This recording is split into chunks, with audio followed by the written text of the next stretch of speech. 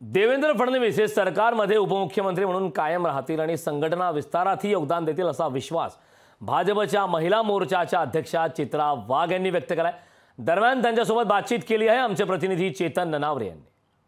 आपल्यासोबत चित्रा वाघ आहे। चित्रताई, काय सांगाल? उद्धव ठाकरेंनी आरोप केलेला आहे की आम्हाला कुणी हरवू शकत नाही, हा गैरसमज भाजपचा झालेला होता, तो मतदारांनी आमच्या साथीने कुठेतरी दूर केलेला आहे। बघा, असं आहे की जी मतदानाची टक्केवारी होती ती आमचे नेते देवेंद्रजी यांनी त्या ठिकाणी मांडलेली आहे आणि त्याच्यामुळे त्याच्यावरती सविस्तर असं वक्तव्य आमच्या नेत्यांनी केलेलं आहे। याच्यामध्ये काही असतील कमी आमच्याकडनं राहिलेले तर निश्चितपणे आम्ही पूर्ण करू आणि येणाऱ्या विधानसभेमध्ये दाखवून देऊ। महाराष्ट्राचा दौरा सुरू करतायत, पहिला नाशिकमधून ते सुरुवात करणार उद्धव ठाकरे।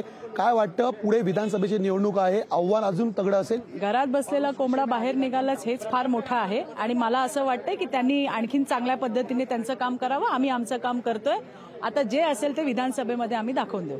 फडणवीस यांनी सरकारमधून बाहेर पडण्याची इच्छा व्यक्त केलेली आहे आणि संघटनेसाठी काम करायचं सांगितलेलं आहे।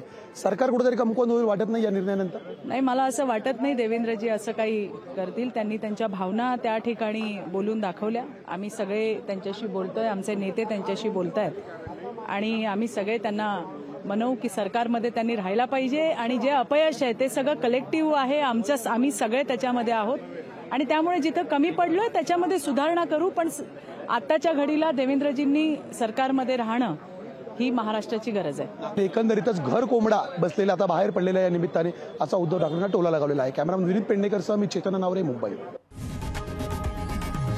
लोकशाही मराठी ऐका, पहा, जागरूक रहा।